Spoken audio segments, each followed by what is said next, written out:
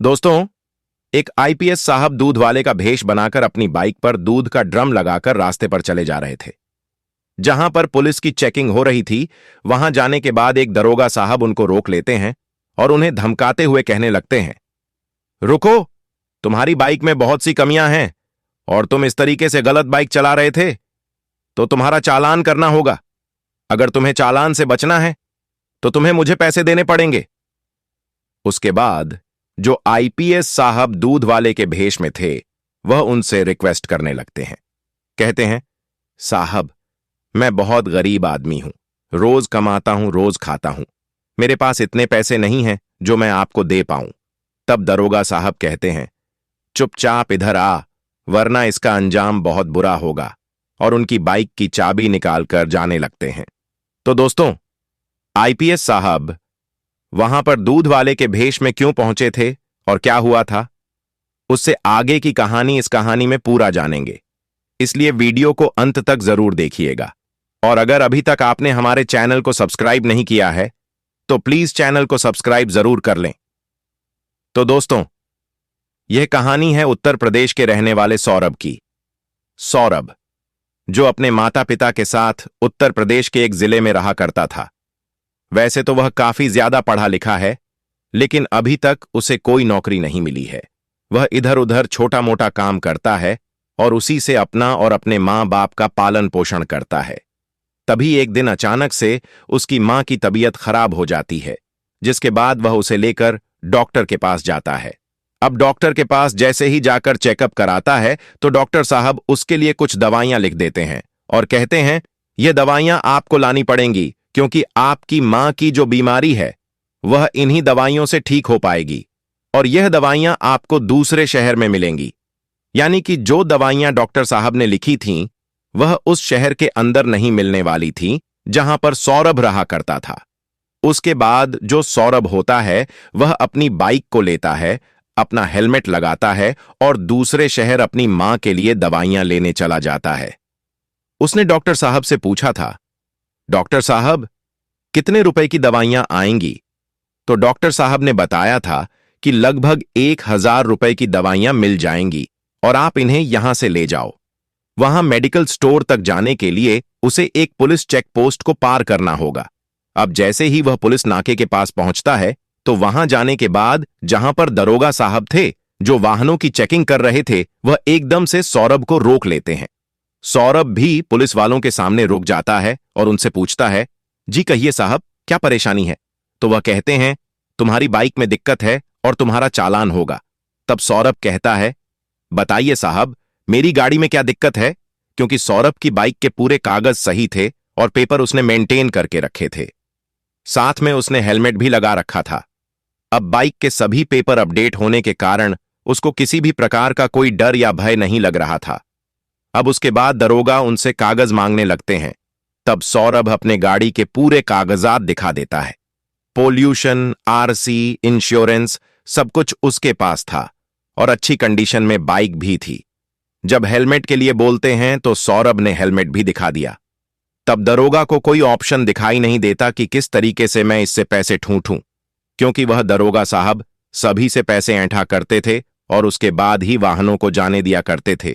तो वह एकदम से बाइक के नंबर को देखते हैं और देखने के बाद कहने लगते हैं, तुम्हारा यह बाइक का नंबर दूसरे शहर का है, तुम इसे यहां पर नहीं चला सकते। अब सौरभ, जो कि पढ़ा लिखा था, वह उनसे कहने लगता है कि ऐसा कैसे नहीं चला सकता। मेरी बाइक का रजिस्ट्रेशन है और रजिस्ट्रेशन के बाद मैं इसको पूरे टैक्स पर चला रहा हूं। अगर मैंने इसका पूरा टैक्स पे किया है, तो मैं इस बाइक को कहीं भी चला सकता हूं। आप तो दूसरे शहर की बात कर रहे हैं, मैं इसे पूरे इंडिया में कहीं भी चला सकता हूं और कोई भी मुझे रोक नहीं सकता। अब इस बात को सुनने के बाद जो दरोगा साहब देखते हैं कि लड़का बहस कर रहा है, तो दरोगा साहब तेज आवाज में बातें करने लगते हैं और कहते हैं, अगर यहां से तुम्हें यह बाइक ले जानी है, तो तुम्हें फाइन भरना ही होगा, वरना मैं तुम्हारी बाइक को यहां से आगे नहीं जाने दूंगा। अब उसके बाद सौरभ कहता है, किस चीज का फाइन? जब मेरे पूरे कागज सही हैं, मेरी नंबर प्लेट भी अच्छी है और कोई भी दिक्कत मेरी बाइक में नहीं है, मैंने हेलमेट भी लगा रखा है, तो मैं फाइन नहीं भरूंगा। उसके बाद दरोगा साहब कहते हैं, यह चालान कटवा लो।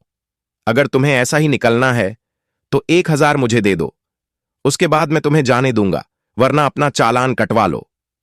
अब उसके पास टोटल उतने ही रुपए थे जिन रुपयों से वह दवाई लेने के लिए वहां पर गया हुआ था।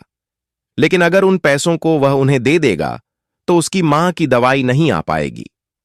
अब उसके बाद सौरभ काफी परेशान हो जाता है, उन लोगों से मना करता है और कहता है, मैं फाइन नहीं दूंगा और ना ही आप लोग मेरा चालान काट सकते हैं। उसके बाद दरोगा साहब बड़े ही रोबदार आवाज में उससे कहते हैं, अच्छा ऐसी बात है तो देख, मैं तेरा अभी चालान काटता हूं। तब दरोगा साहब उसकी बाइक की फोटो खींचते हैं और फोटो खींचने के बाद नंबर प्लेट का एक चालान बनाते हैं 5,000 का। अब उस चालान 5,000 का को निकालकर सौरभ को दे दिया गया था। सौरभ उस चालान को देखता है तो उसे बड़ा ही दुख होता है, वह काफी ज्यादा परेशान हो जाता है। लेकिन तभी वह सोचता है कि कोई बात नहीं, इस चीज के बारे में मैं बाद में देख लूंगा, पहले मैं जाकर अपनी मां की दवाइयां ले आता हूं। उसके बाद वह वहां जाता है और अपनी मां की दवाइयों को लेकर वापस से डॉक्टर साहब के पास चला जाता है और वहां जाकर अपनी मां को बताने लगता है कि मैं आपकी दवाइयां ले आया हूं, लेकिन एक दरोगा ने बेमतलब ही मेरा चालान काट दिया, वह भी पूरे 5,000 का। अब इस बात का मां को भी बड़ा दुख होता है, लेकिन जो हो गया था उसे कौन बदल सकता था। अब उसके बाद सौरभ सोचता है कि ऐसे काम नहीं चलेगा। जब मेरी बाइक के पूरे डॉक्यूमेंट सही थे और मेरा हेलमेट भी लगा हुआ था और जिस चीज का उन्होंने चालान काटा है उससे कोई दिक्कत भी नहीं थी, क्योंकि उसने सरकारी नंबर प्लेट लगा रखी थी और उसी के एवज में उसको 5,000 रुपये का चालान किया गया था। तो अब सौरभ काफी गुस्से में होता है और फैसला करता है कि मैं इस तरह के चालान को नहीं भरूंगा। यह सारी बातें सभी लोगों के सामने जानी चाहिए कि हमारे यहां पर ऐसा भी होता है कि सब कुछ कंप्लीट होने के बाद भी चालान काट दिया जाता है। तब सौरभ क्या करता है, अपनी बाइक को खड़ी करता है और अगले ही नंबर प्लेट और पिछली नंबर प्लेट दोनों का फोटो खींचता है और साथ में उस चालान की कॉपी भी लगाता है और इन सब चीजों को सोशल मीडिया पर पोस्ट कर देता है। साथ में अपनी एक वीडियो भी बनाता है जिसमें उसने पूरी घटना के बारे में विस्तार से बताया था कि मेरे साथ ऐसा ऐसा हो गया है और उसके बाद भी उन्होंने मेरा चालान काट दिया। अब उसकी फोटो और वीडियो जैसे ही सोशल मीडिया में डाली तो वह वायरल होने लगी और वायरल होते ही पुलिस डिपार्टमेंट के पास भी पहुंच जाती है। अब जैसे ही पुलिस वाले उस फोटो को देखते हैं तो देखते ही हैरान हो जाते हैं और सोच विचार में पड़ जाते हैं कि हमारे यहां पर ऐसा भी होता है। तो वे उसका रिप्लाई करते हैं सोशल मीडिया के थ्रू और उससे कहते हैं कि आपका चालान बहुत जल्द से जल्द रद्द कर दिया जाएगा और इस असुविधा के लिए हमें बहुत ही ज्यादा खेद है। उसके बाद जो सौरभ होता है वह उनसे दोबारा कहता है कि मेरा चालान कब तक रद्द होगा। तो वे लोग बताते हैं कि इस काम को करने में 2 से 3 दिन का समय लग जाएगा। अब यह खबर फैलते फैलते ट्रैफिक पुलिस के एसपी और आईपीएस ऑफिसर तक भी पहुंच जाती है, क्योंकि उसने सब कुछ एड्रेस अच्छी तरह से उस वीडियो में बताया था और उस जगह के बारे में भी बताया था, दरोगा का नाम भी बताया था। तो एसपी साहब और आईपीएस साहब जैसे ही उस खबर को देखते हैं तो उन्हें इस बात का बड़ा ही बुरा लगता है, क्योंकि एसपी साहब और आईपीएस साहब बहुत ही ईमानदार आदमी थे। वे लोग ऐसे लोगों से सख्त नफरत करते थे जो लोग रिश्वत लेते हैं, और अब यह खबर सुनने के बाद वे इस मामले की तह तक जाना चाहते थे। वे सोचते हैं कि मैं ऐसे ही जाऊंगा तो दरोगा अलग अलग तरह की बातें बना देगा और बातें बनाने के बाद इस बात से बच जाएगा, तो मुझे खुद से जाकर इस मामले की तहकीकात करनी होगी। तब एसपी साहब होते हैं, वे दूध बेचने वाले का भेष बदल लेते हैं, बाइक लेते हैं पुरानी सी और बाइक के ऊपर अपने दूध के ड्रम को सेट करते हैं और एक पुराना सा हेलमेट लगाकर उस नाके पर पहुंच जाते हैं जिस नाके के बारे में उन्हें खबर बताई गई थी। वहां पर जाने के बाद जैसे ही वे वहां पहुंचते हैं तब एक कांस्टेबल उनको रोक लेता है और रोकने के बाद वहां पर वही दरोगा साहब आते हैं बड़े ही रौब के साथ। आने के बाद वहां पर उनसे कहने लगते हैं कि तुम्हारी बाइक तो बहुत पुरानी है, तुम्हारा चालान काटना होगा। अब जो दूध वाले के भेष में आईपीएस साहब थे उनसे कहने लगते हैं, मालिक मैं बहुत ही गरीब आदमी हूं, रोज कमाता हूं, रोज खाता हूं, मेरा चालान मत कीजिए, वैसे भी मेरे सारे डॉक्यूमेंट सही हैं और कोई भी दिक्कत नहीं है, मेरी सवारी में भी कोई दिक्कत नहीं है, अब उसके बाद जो दरोगा है वह कहने लगते हैं, तुम्हारी बाइक बहुत पुरानी है। तब आईपीएस साहब बोलने लगते हैं, कागज तो देख लीजिए। वह कहते हैं, सब देख लिए, सब ज्यादा पुराने हैं। 2-3 साल पुरानी तुम्हारी बाइक है और अच्छे तरीके से वर्किंग में भी नहीं है। अब दरोगा साहब उसके बाद हेलमेट की तरफ निगाह डालते हैं और कहते हैं, तुम्हारा हेलमेट टूटा पड़ा है। तभी जो दूध वाले के भेष में आईपीएस साहब होते हैं वह बड़े ही विनम्रता से कहते हैं, साहब यह पुराना जरूर है लेकिन टूटा नहीं है, और आप इस पर भी देख सकते हैं, इस पर आईएसआई मार्क लगा हुआ है।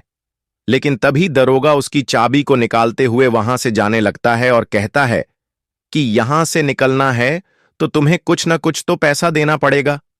अब इस बात को देखकर आईपीएस साहब को तो बहुत गुस्सा आता है।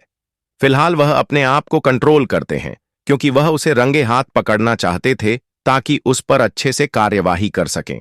वह थोड़ी आगे दूर जाते हैं। तब हवलदार साहब जिन्होंने उन्हें रोक कर रखा था वह जाकर कहने लगते हैं, अरे क्यों बड़े साहब से पंगा ले रहे हो? आप ऐसा करो, 1,000 दे दो, मैं आपको जाने दूंगा, मैं उनसे रिक्वेस्ट कर लूंगा। उसके बाद वह हवलदार दरोगा साहब को बुलाता है और कहता है, साहब कोई बात नहीं, गरीब आदमी है, इसको जाने दीजिए, 1,000 आपको दे देगा। तो जो दूधिया के भेष में आईपीएस साहब थे वह कहते हैं, 1,000 तो मैं दे दूंगा लेकिन मुझे यहां से रोज जाना पड़ेगा, तो क्या रोज मैं 100 कहां से दूंगा? उसके बाद जो दरोगा साहब हैं वह कहते हैं, तुम्हें ऐसा करना है कि आज जो तुम मुझे 100 दे दो उसके बाद 1 महीने तक लगातार 1 लीटर दूध मुझे दे दिया करना। उसके बाद तुम्हें यहां से कोई नहीं रोकेगा, तुम यहां से कैसे भी जा सकते हो, तुम्हें कोई परेशानी नहीं होगी। उसके बाद आईपीएस साहब कहते हैं, साहब दूध तो मैं नहीं दे सकता क्योंकि दूध तो मेरा नपा तुला रहता है। अगर मैं आपको दूध दे दूंगा तो मेरे ग्राहकों की पूर्ति नहीं हो पाएगी। तब वह कहते हैं, कोई बात नहीं, तुम वैसे भी दूध में पानी तो मिलाते ही हो, कल से 1 लीटर और ज्यादा मिला लिया करना, हमारा भी काम चल जाएगा और तुम्हारा भी काम चल जाएगा। ऐसा कहते हुए दरोगा साहब हंसने लगते हैं और जैसे ही वह हंसने लगते हैं तब आईपीएस साहब एकदम से जोरदार चांटा उनके गालों पर जड़ देते हैं। अब उसके बाद जैसे ही वहां पर पुलिस दल को पता चलता है कि यहां पर दरोगा को चांटा मार दिया गया है, एक दूध वाले के जरिए पुलिस वाले को मारा गया है, तभी जो आईपीएस साहब होते हैं वह अपना आई कार्ड निकालते हैं और उन लोगों के सामने हवा में लहराते हुए कहते हैं, मैं यहां का आईपीएस अधिकारी हूं और तुम लोग जो यह कर रहे हो उसकी करतूत सोशल मीडिया पर फैल रही है। मैं तुम्हारे खिलाफ कार्यवाही करने के लिए ही यहां पर आया हूं। उसके बाद आईपीएस साहब उन सभी को धमकाते हैं और एकदम से सभी को सस्पेंड कर देते हैं और उन लोगों पर उचित कार्यवाही की जाती है। अब यह खबर जैसे ही सौरभ को पता चलती है तब सौरभ उस खबर को अपनी मां को बताता है और कहता है कि मां, पुलिस वाले सभी एक जैसे नहीं होते, जहां पर मेरे साथ ऐसा हुआ वहां पर आईपीएस साहब ने आकर ऐसा ऐसा कर दिया। इस खबर को सुनने के बाद उनकी मां भी कहती है, बेटा बुराई का सर हमेशा नीचे होता है, जैसे कि आज आईपीएस साहब ने करके दिखाया। तो दोस्तों, यह थी कहानी एक ईमानदार आईपीएस साहब की जो दूध वाले के भेष में एक ट्रैफिक नाके पर पहुंचते हैं और वहां पर जाने के बाद वहां के दरोगा को अच्छे तरीके से मजा चखाते हैं। एसपी साहब और आईपीएस साहब को जब पूरी सच्चाई पता चलती है कि सौरभ जैसे निडर लड़के ने अपनी बुद्धि का प्रयोग करके बिना पुलिस वालों से डरे अपने अधिकारों का प्रयोग करते हुए लोगों को रिश्वतखोर से बचाया और पुलिस वालों को पता चला कि सौरभ भी यूपीएससी की तैयारी कर रहा है, तो उन्होंने उसकी बहादुरी के लिए सरकार से सिफारिश की, पुलिस फोर्स में भर्ती करवा दिया, क्योंकि आज के समय में सौरभ जैसे ईमानदार पुलिस ऑफिसर की नितांत आवश्यकता है जो अपने साथ साथ लोगों की भी भलाई कर सके। सौरभ की जब पुलिस विभाग में पोस्टिंग हुई तो उसके ऑफिस में उसका भव्य स्वागत किया गया और अपना पदभार संभालने से पहले ही उसे सभी सीनियर और जूनियर लोगों की ओर से पुरस्कार से सम्मानित किया गया। इस बात की खबर जब सरकार को चली तो उनके द्वारा भी सौरभ को उसके साहसिक कार्य के लिए सम्मानित किया गया। सौरभ के रहते किसी भी पुलिस ऑफिसर की हिम्मत नहीं होती थी कि किसी से भी 1 रुपए की रिश्वत ले लें या मुफ्त में किसी गरीब को सताए। सौरभ के रहते आम जनता बहुत खुश थी। कानून व्यवस्था बहुत ही बेहतरीन हो चुकी थी। सभी खुश थे। तो दोस्तों, यह थी आज की कहानी। इस कहानी में सौरभ जैसे ईमानदार ऑफिसर के लिए आप क्या कहना चाहेंगे? एसपी और आईपीएस साहब के बारे में आप क्या कहना चाहेंगे? और उस बेईमान दरोगा के लिए आप क्या कहना चाहेंगे? अपने जो भी विचार हैं कमेंट बॉक्स में अपनी राय जरूर बताइएगा। कहानी पसंद आई हो तो लाइक और शेयर जरूर कीजिएगा दोस्तों। कहानी को अंत तक सुनने के लिए आपका बहुत बहुत धन्यवाद।